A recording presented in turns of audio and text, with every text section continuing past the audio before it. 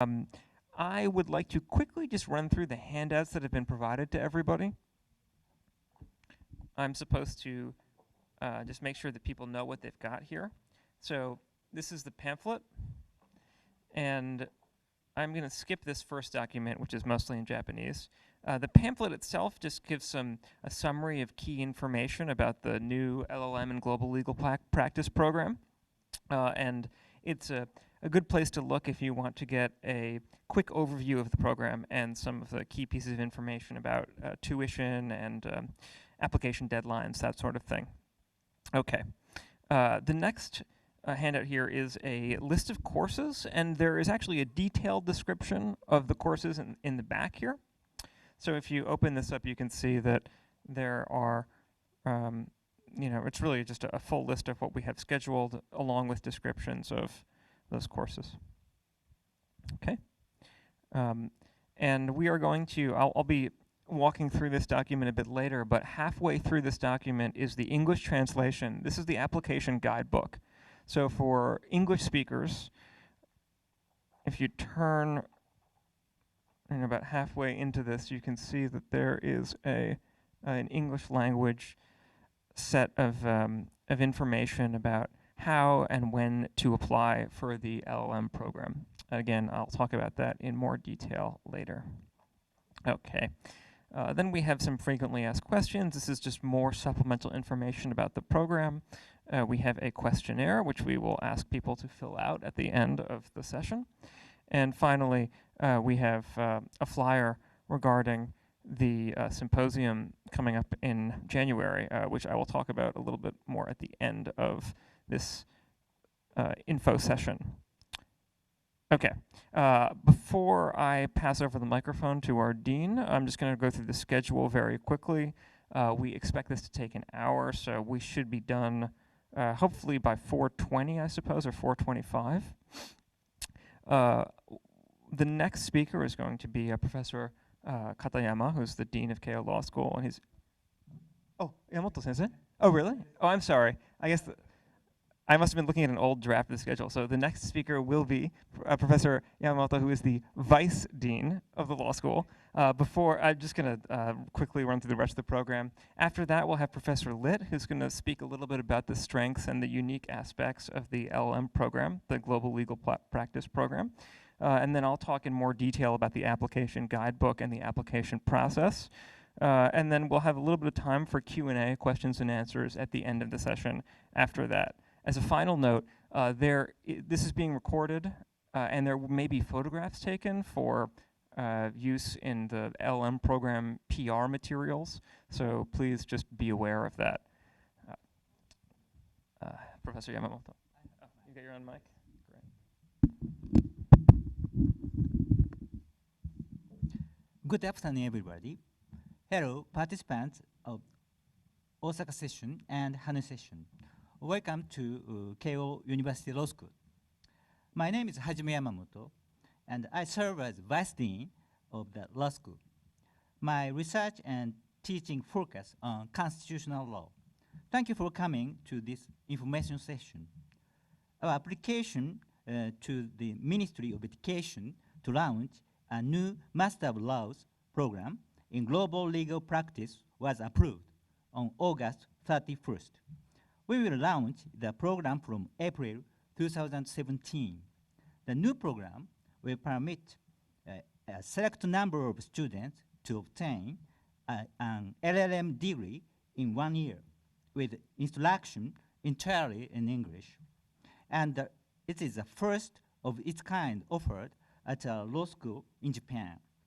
KLS also has an existing Juris Doctor program. The LL.M program welcomes several different categories of students, including lawyers who aspire to work globally, legal staff of global corporations and international institutions, Japanese lawyers and law school graduates who wish to improve their practical skills using English, international students who are interested in Japanese and Asian law, and university law graduates who wish to work in an international institution in the future. KLS plans to enter into double degree program with a partner institution in other countries, including the United States, which will allow the participant students to earn an LL.M from the partner institution in addition to their degree from KLS as part of a single integrated course of study. We would like to explain why KLS decided to establish the LL.M course in global legal practice within the Japanese law school and as a part of Japanese system of legal education. The Japanese law school system started in 2004 at the core of reform of the Japanese legal education system.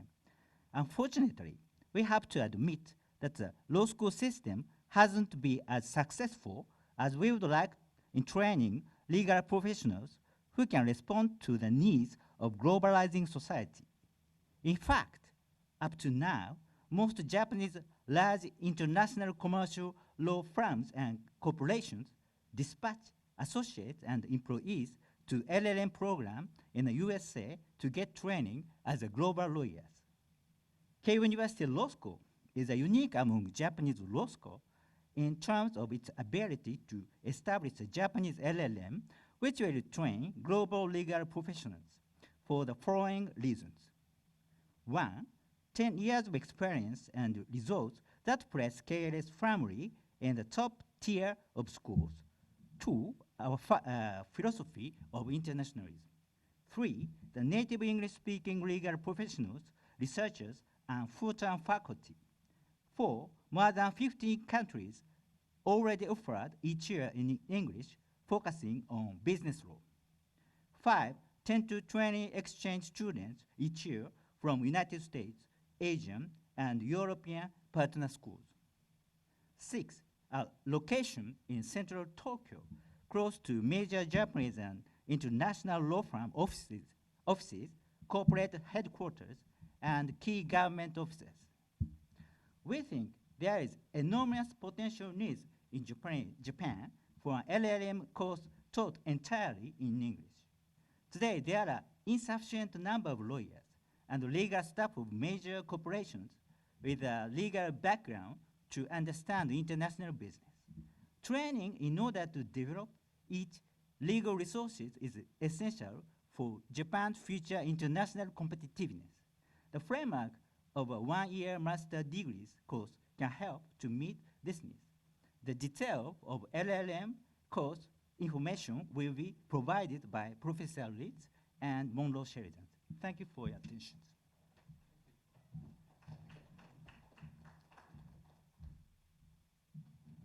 Thank you, Vice Dean Yamamoto.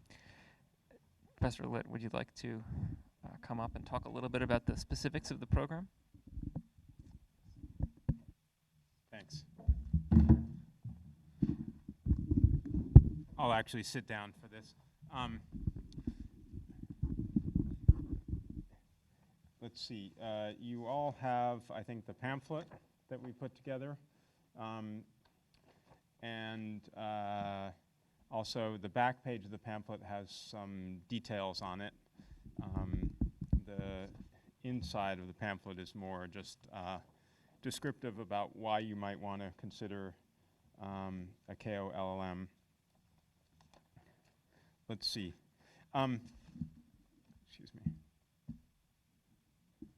going to get my notes as well. You know, the primary purpose of this program is to train both lawyers, people who are already lawyers, and people who are legal staff of companies or have other legal functions, and who want to do cross-border work, who want to be active in international, you can call it cross-border, transnational, global, what have you, legal matters. As I think Professor Katayama said in the earlier session, we find that this traditionally within Japan was limited to people who were in the biggest law firms and who were specialists in cross-border matters, but that today that's not good enough. There are many, many more people in Japan and around the world who need to be comfortable doing cross-border transactions. You know, that's just part of a globalized economy. It's a core skill now. It's no longer something we can leave to a few specialists. So we hope that we will have Japanese students who meet that goal. We also hope we will attract international students from outside Japan who want to study or work in Japan and who have a reason to be here, and so find Tokyo an attractive place to study either Japanese law and or the other areas, business law, security law, comparative law that we have in our program. Finally, we expect that we'll have some students in the program who come straight from university or who are relatively recent university graduates and who want to obtain a master's degree as a prerequisite for certain types of employment. In particular, there are many Japanese who would like to work in international institutions related to the United Nations or a development bank, or want to work for Japanese government programs providing legal assistance, and where a master's degree is required. And certainly some of the curriculum is directed toward those students. The name of the program is Masters of Law in Global Legal Practice. Masters of Law is, again, LL.M. I think this is known globally as an LL.M. program. The establishment date is April of next year. The number of students we're looking for is 30 students. I think you heard earlier that we have something like 45 or 50 classes planned. And if you think that each student needs 30 credits, most of the classes are 2-credit classes. That's about 15 classes. So if you have 30 students, they each take 15 classes. That's about 450 student classes in total. If you have 45 classes a year, that's about 10 students per class on average. There'll be some classes that are larger, there'll be some that are much smaller.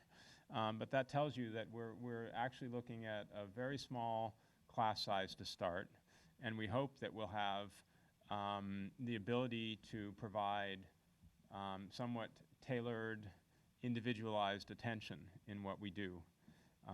We think it's important that rather than having a big program to start, that we have a good program to start, and that we get off to a good start, and if we can be successful, and if students have a good experience, and if we can attract good students, then we'll have a wonderful program going forward.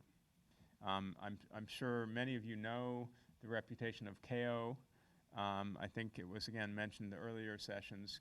Keio has had a legal program since the 19th century. John Wigmore, one of the most famous US legal scholars of the first half of the 20th century, actually started his teaching career when he came to Japan and taught at Keio and helped set up the law faculty. Also, as you can see in the brochure, Keio has one of the most successful law schools. Again, the bar results just came out this year, and Keio had more students pass the bar than any other law school. And as I think the dean said, over the history of the JD program, something like 76% of the JD graduates of Keio have successfully passed the bar, not necessarily on the first time, but ultimately. The language of instruction is entirely in English. This is an English language program. When I first started thinking about teaching at Keio, I asked my predecessor, Professor Macklin, should I teach some classes in Japanese? Maybe it would be good for me to teach in Japanese. And his immediate response was, no, you're doing a disservice. If you teach a Japanese student about an international topic in Japanese, you're doing them a disservice because they will never use Japanese in a cross-border transaction or in any international in any international endeavor. There are just not enough people outside Japan who speak Japanese to make that practical. So the language of instruction is entirely in English. The period for completion, again, it's a 30-credit requirement. We think that should be achievable by most students, by most full-time students, within 1 year. We have some things that you can do. We'll have a fall semester and a spring semester. You can start in either semester. But we also will have some opportunity to earn additional credits between the semesters. In the summer, we're looking to have a number of one-week concentrated courses, especially in Chinese law or Korean law. Some of the courses where we want to bring a professor from another country and have them spend a week or two here and have a concentrated course where you can take the entire course in a very brief period of time. Also, we're looking to have internships. So someone might want to do an internship and do that in February and March, for example, between the fall and the spring term. So we hope that when you add those together and maybe add in a research paper, it should be quite easy to get to 30 credits within the year. As Vice Dean Yamamoto said, there's no requirement for a master's thesis. We will certainly accommodate and encourage people who want to do it to write a research paper, and they can do either a one-term or a two-term research paper, but there's no requirement as part of the program that you do that to obtain the degree. Also, for students who come directly from college or from university or who don't have significant additional legal background, instead of 30 credits, we have some additional requirements. We're requiring 36 credits, and there's some additional requirements as to which courses you would take as well that you can see in the materials. Let's see. Let me spend a few minutes to talk about exchange and double degree programs. Traditionally, Keio has between 10 and 20 exchange students coming from the rest of the world to the law school every year. Most of them come in the fall because of the way that the schedules fit together. But we expect that will continue in the future. And so we hope that will mean that we have a significant base of foreign students in the classes, in the English language classes at Keio, even before you add the students that will come from abroad for the LL.M program. We already know, I think we'll have some students from abroad in the LL.M program because we know that there are people applying for some of the Ministry of Education scholarships around the world who ask us to give a support letter to them in the scholarship application process. And as Dean Katayama mentioned, we now have some funding from the ministry to do special exchange programs with Southeast Asia, especially Indochina. So we know we will have students from various parts of the world who will be studying here, who will either be getting an LL.M. or will be in your class as an exchange student in the JD program, but it will be in the same classroom. Let's see. We have these agreements pursuant to which we receive students, and we are in the process of confirming, and we have confirmed with a number of our partner schools, a model where someone could come here, do one term in the LL.M program here, and then could go study abroad for the second half of the LL.M program at Melbourne or University of Washington or Cornell or Sciences Po in France, in an English language program in France, by the way, and could take up to 15 credits they would earn abroad, and if the credits match with our curriculum, can bring those credits back and use them to help complete the LL.M program. Again, maybe in some cases they could do it at a much more reasonable cost than if they had just gone to that other institution. We think that given our goal, which is to create legal professionals who can function globally, and that there is almost no downside to sending our LL.M students abroad. We want to encourage it, and we're going to be delighted if we get students who will take part of their program outside of Japan, especially for the Japanese students in the program. For the foreign students in the program, we hope that you're here because you want to be at Keio and in Tokyo. But some of you may also want to decide to study abroad. It's certainly possible.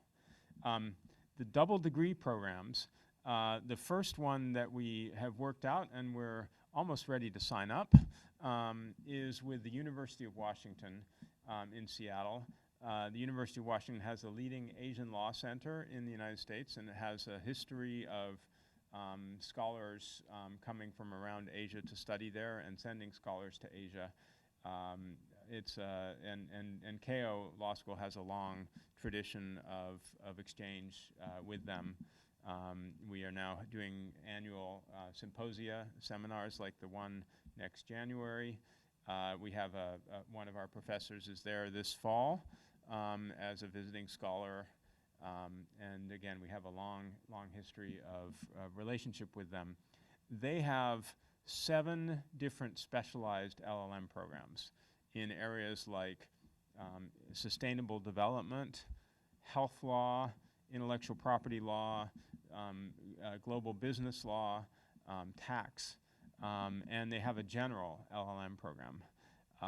And we are trying to, and we are designing a structure so that someone could enter our LLM program, take the spring term at Keio, and then could go to Seattle and take the fall and winter quarters. So basically between late September and March in Seattle, and could obtain degrees at both institutions. Eventually come back to Keio and get their, have their Keio LLM awarded, and also receive their LLM from the University of Washington. If you're interested in something like that, we want to know as soon as possible. We want to actually sit down with students as soon as they're admitted to the program and work through the details, because it is a little bit complicated to do any of these double degree programs and exchange programs, and it's we need to build up experience with actual students doing the program and see how it works, and see where the hang up is. It turns out that someone really wants to take the course that's only offered at spring term in Seattle, but they're here. We have to figure out a solution to that. So we want to sit down with students as soon as possible. Let's see. We will accept students who want to study part-time. We know that some people want to do this while continuing a law practice, and may decide that they can take off a couple afternoons a week and can take classes in the evening, and that's consistent with their practice. Some students may have family obligations where they want to study part-time. Others may get support from their employers, where their employer is supportive of them working around a flexible schedule where they can come and get this degree. But, of course, some of those structures may not allow you to take a full load of courses. So, again, we've set up a structure where you can study for 1.5 years or 2 years instead of 1 year to get the degree. Again, if you're interested in doing that, as soon as you're admitted, we want to sit down with you and work through the actual schedule so that we can make sure that it's workable for both sides. And again, get your input so that we can make adjustments in the future if we need to. Let's see. I'll spend a few minutes on the curriculum. We have 9 areas in the curriculum, and I think you all have a list of the courses in with your materials. You have, in fact, you have the list twice. Once you have the list here, you also have the list from the website. You can get almost all this information on the website, in fact, so I strongly encourage you to do that. The first area is called Japanese Law and Asian Law in a Global Practical Perspective. Again, There are some Asian law courses in here. In addition to, again, if you look down in category 5, in area studies, we have a number of country-specific Asian law courses. Again, this will be of interest to people who want to be regional specialists or country specialists, people who want to do legal assistance, who want to study law and development. You know, that's the target. The Japanese law courses, as Professor Yamamoto said, will be Japanese law taught in English.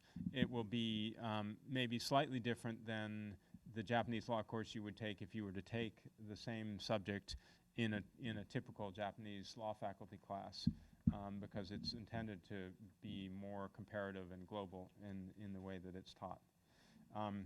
The second category, global business and law, this is really the core of the existing legal English language curriculum.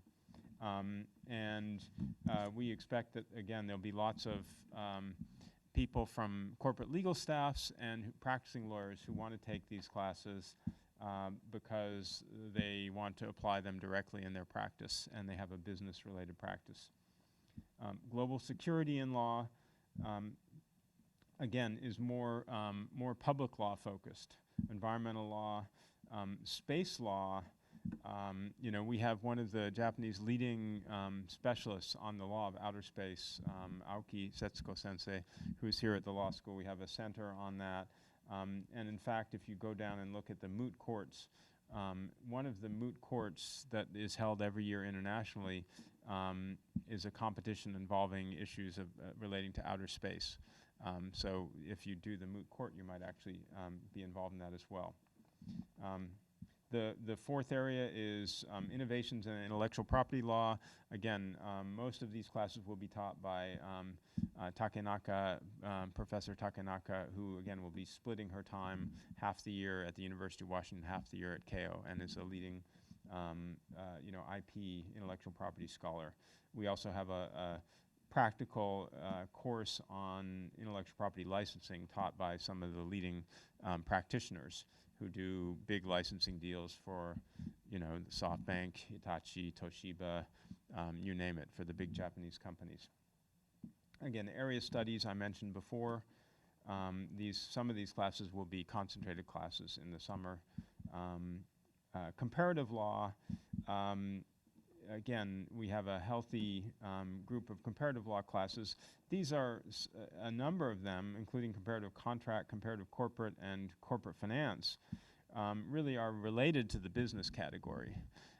But I think maybe are taught a little bit more like a traditional, like the sample class we saw today, maybe a little bit more like a traditional law school class than some of the business classes, which are actually roll up your sleeves and do the work type of classes.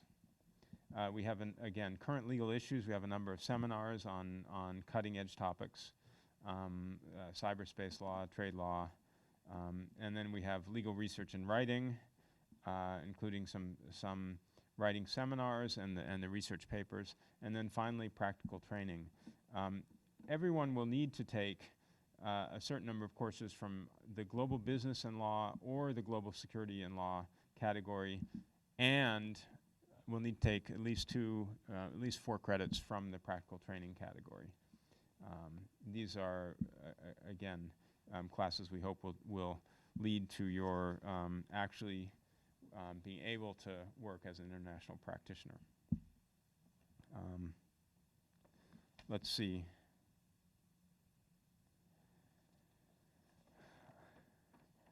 I'm not sure if there's anything else that I need to cover in this.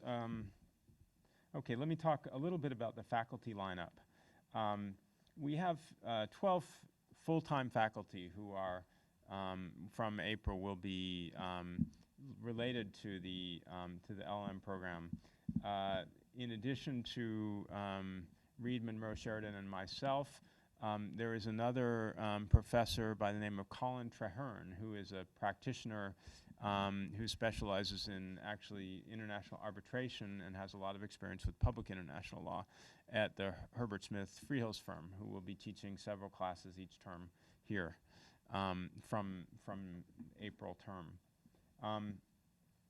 Also Takenaka Sensei, who will be splitting with the University of Washington. And then we have a number of the existing faculty at Keio Law School who are specialists at international topics, or are Japan law specialists, but who have legal education in the United States, who have written internationally, or who are doing so, who will be teaching in the LL.M program. Plus we also have our existing faculty of practitioners who come in and teach as adjunct faculty. I did this for 3 or 4 years before I became a full-time faculty member, and we have really, I hope, top-flight practitioners from some of the leading firms in the world who are here in Tokyo and want to teach and want to pass on their knowledge and do so through teaching in the program. Relationship to the JD program, as was said earlier in the Japanese explanatory meeting, Japanese language meeting, the JD program, the pre-existing program at Keio Law School, is either a 2 or 3 year program that prepares you to sit for the Japanese bar exam. In fact, graduating from that program qualifies you to sit for the Japanese bar exam. And then after taking the bar exam, you can go to the Supreme Court Legal Training Institute, and then upon getting your diploma from the Training Institute, you're qualified to either be a lawyer, a prosecutor, or in the judiciary, a judge in Japan. Our program is a different program. It does not qualify you to sit for the Japanese bar. It doesn't qualify you to sit for a US bar either.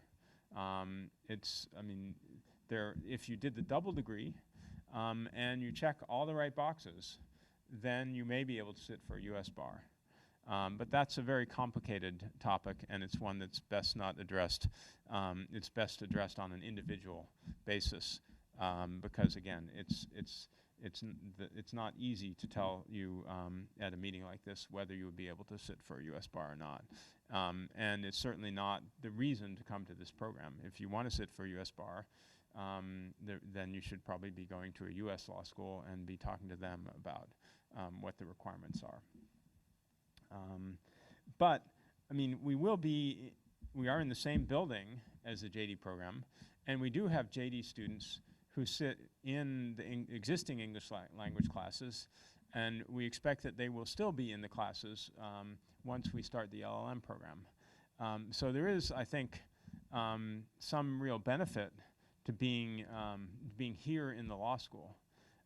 There's both the benefit of having all of the faculty of the JD program who are here and who will be teaching in both programs, many of them, and having the courses cross-registered, so that if you were to take a comparative corporate law class from Reed and myself next year, you might find that in the class are people who are here for the LL.M program from a Japanese corporate legal department, who are young lawyers, who are young Japanese lawyers who are trying to expand their ability to do international projects. You might find that there are young lawyers or recent law graduates from overseas who want to, again, practice in Japan, build up a base here, build up a network here, and are here studying.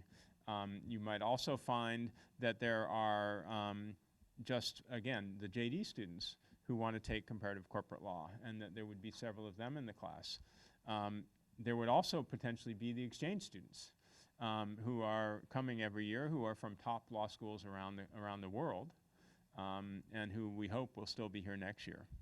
And then finally, there are a few classes that currently are open to existing practitioners who want to come back and get some continuing legal education or recurrent education. And sometimes those people can add a lot in a class because they also have significant experience. So I've talked way too much, and I should wrap it up. Thank you.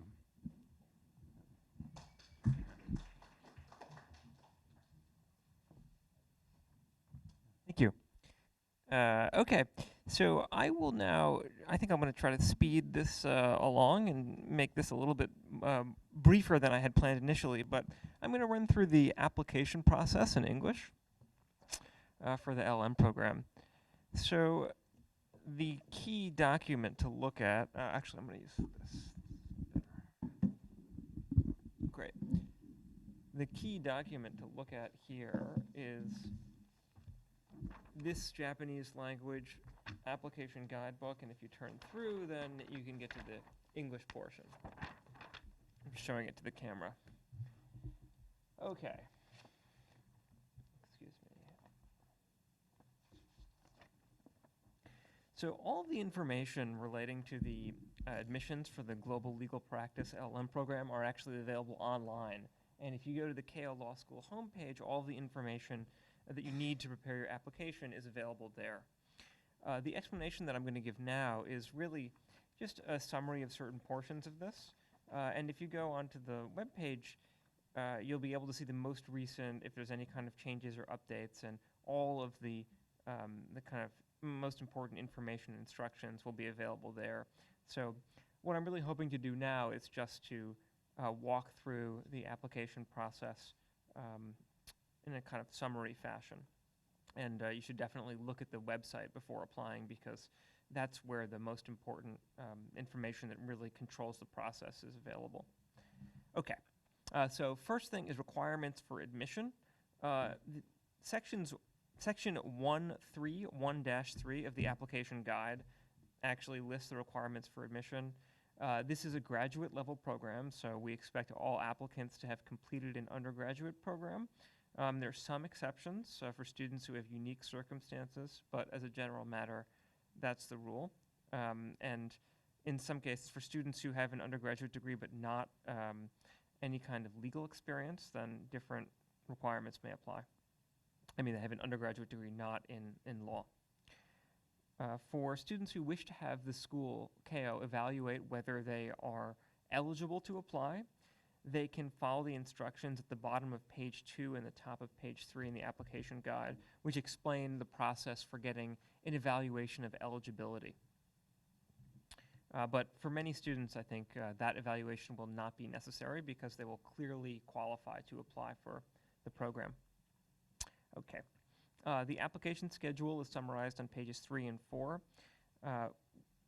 As a rule, general rule, the applicants are going to be evaluated based on what is submitted. We are not, for the most part, we're not evaluating you based on other information available, so everything that you want us to see should be available in your application. The application period itself is summarized also on pages 3 and 4, and there are going to be 2 application periods for students who want to matriculate in 2017, in April or September. The first application period is going to start in, I believe it is November. Where is the? Yeah, thank you. And then, there we go. Yeah, so the web entry begins in November, 8th through 18th, as David just said. And the second period will commence, the eligibility is during December of this year, and then the actual web entry starts in January of 2017. Both of those application periods, again, are for students who want to matriculate in April next year or September next year. Okay. I'd like to just quickly run through the details of the first application period. So the eligibility review, again, starts in October 11th through October 14th. This is only for students who need an evaluation of whether they're eligible to apply to the program or not. The next step is web entry. Again, web entry and the payment of the application fee actually take place at the same time during the same period. but this is some simple information that has to be entered online. The process should be very quick. I would say, maybe 10, 15 minutes. And we don't use this to evaluate students in terms of evaluate whether the applicant is suitable or not. We just use it for administrative purposes. Okay. The web entry also, once it's completed, the applicant will receive an application sheet that can be printed out and included with the application. And that's an essential part of each applicant's application. The application fee as well is, it is 10,000 yen for overseas students, which is approximately $100 US. And for Japanese, or people living in Japan who want to apply, it's 35,000 yen, which is approximately $350 US. No applicants will be admitted unless they pay the application fee. The application period, so then there's the actual packet of information that constitutes the application that needs to be sent to Keio. That is to be sent for this application period 1 would be sent beginning in December, in November 15th to November 18th. So we have to receive it during that time. Okay, and then we announce admissions results in December. We plan to post them on a special web address at 5 p.m. on December 19th. And each student, after we receive your application, we will provide a notice of acceptance of your application materials. And that notice of acceptance will include a link where you can view the decision on your application once it becomes available on December 19th. By the way, also for students, any students who are considering applying from abroad and who need a visa, as soon as you are notified of your admission to the school, that is the time to start looking into your visa application process because it could take quite a while. So you'll want to start as soon as possible. Okay, that's the timeline. Any questions on this, by the way? Nope. Great. Okay, application, I'm sorry, yes? Mm-hmm. Sure.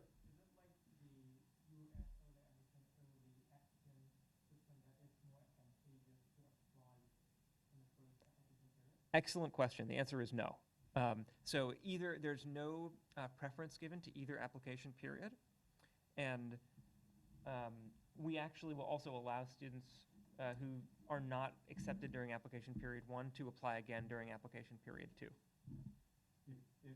If they have some change in their circumstance that makes them think they'd be more likely they'd be accepted. I mean, basically, right. we had the early period and the late period because there's some people who will know they want to apply and want to find out as quickly as possible. And we want to know also that we have a certain number of students, but we're planning to apply the same standard in both periods. Right. So your chances of admission should not change.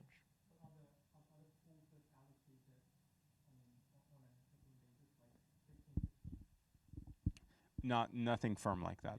Yeah. The general principle is supposed to be that your chance of admission does not change between the two.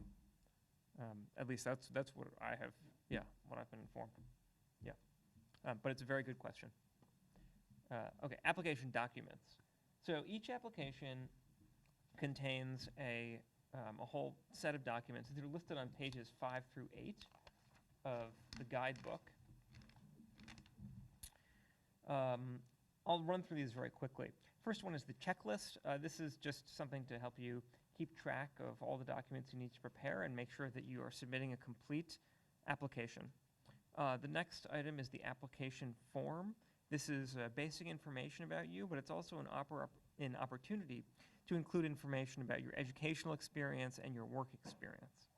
So it's an important document. And there's further instructions in the guidebook. Then there's the web entry application sheet, which I just discussed a few minutes ago. And then there's the personal statement.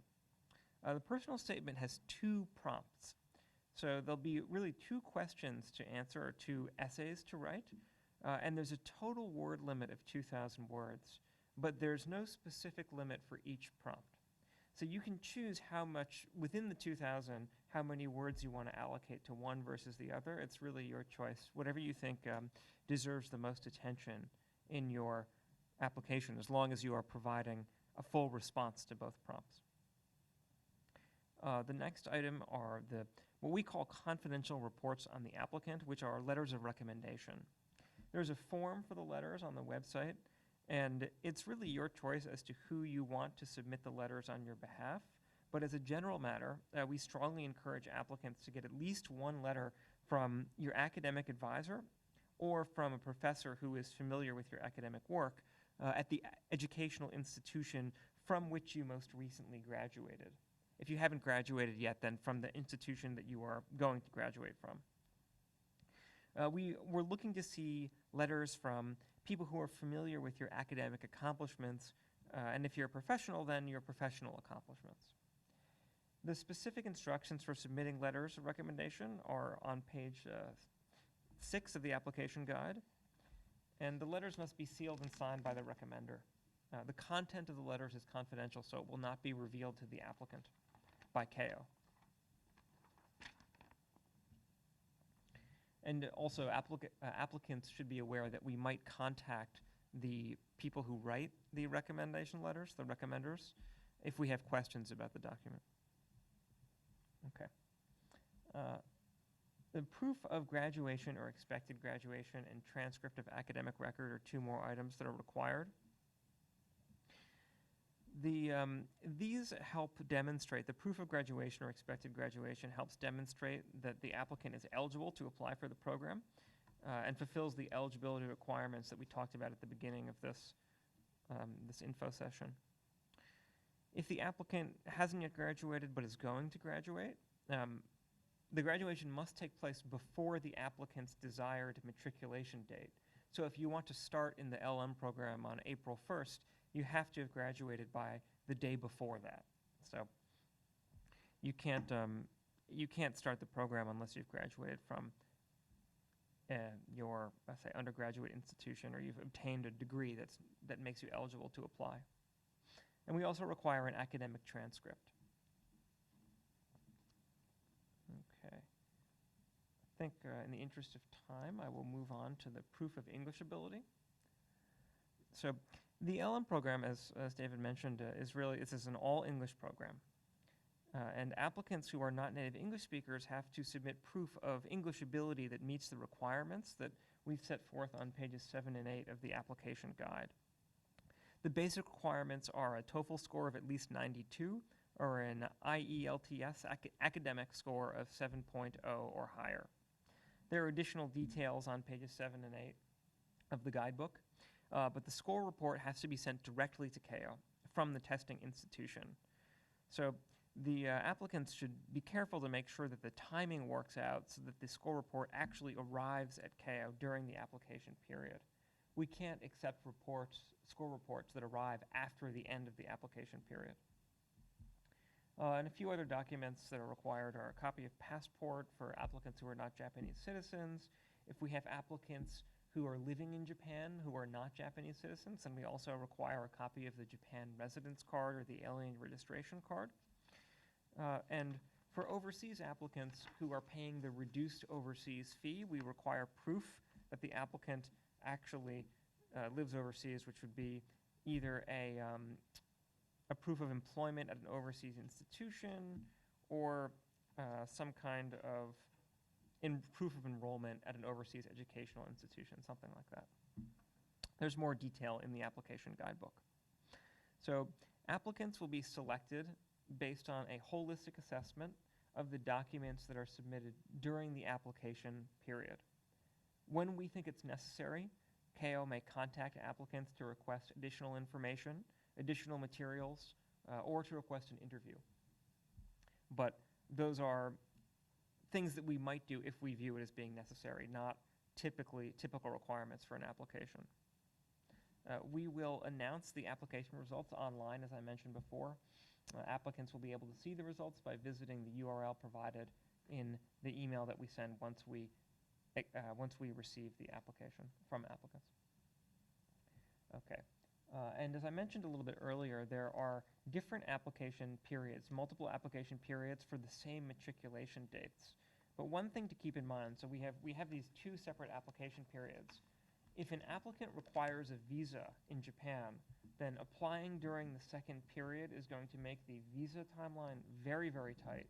So we strongly recommend that if you require a visa for the first and you want to matriculate in April 2017, you're probably better off applying during application period 1 to minimize the chances that you have visa problems, that you're able to make sure you're able to get a visa in time before classes start in April.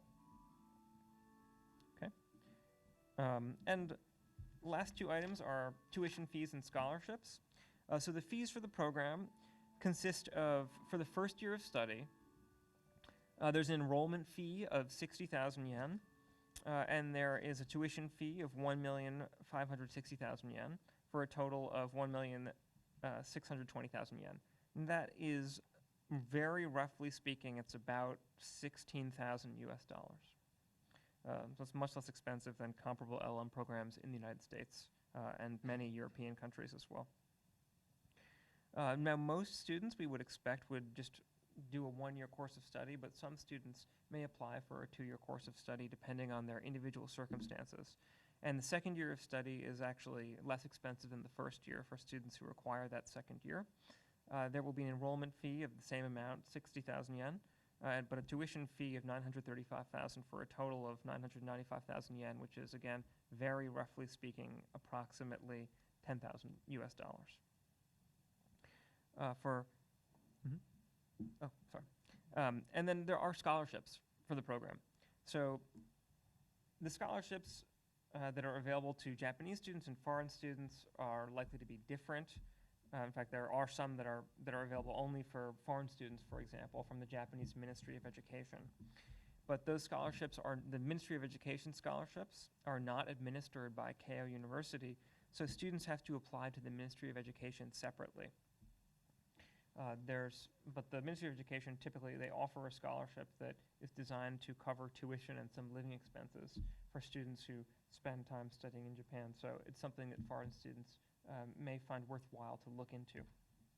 And for more information on scholarships, we recommend that people visit the Keio Law School website. Okay, that is a quick summary of what is in the application guidebook. David, do you have anything to add to that? Okay, great. All right. That covers what I wanted to mention. And I think the next item is Q&A. Let me take a quick look. Yep. Okay. So questions and answers. Does anybody have any questions? I think everybody here was here for the Japanese session too. But if we have anybody in Osaka or in Hanoi who has questions in English, please feel free to ask.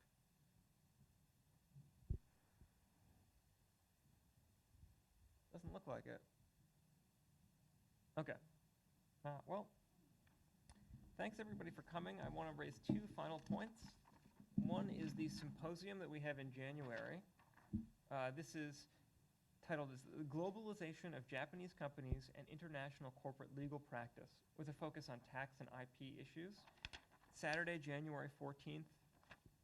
It's going to be here on the Mita campus at Keio. We really encourage everybody to come. And you all have this pamphlet in the documents that were provided to you when you came to this session. And finally, we have this questionnaire that David mentioned as well during the Japanese session, but please fill this out if you haven't already.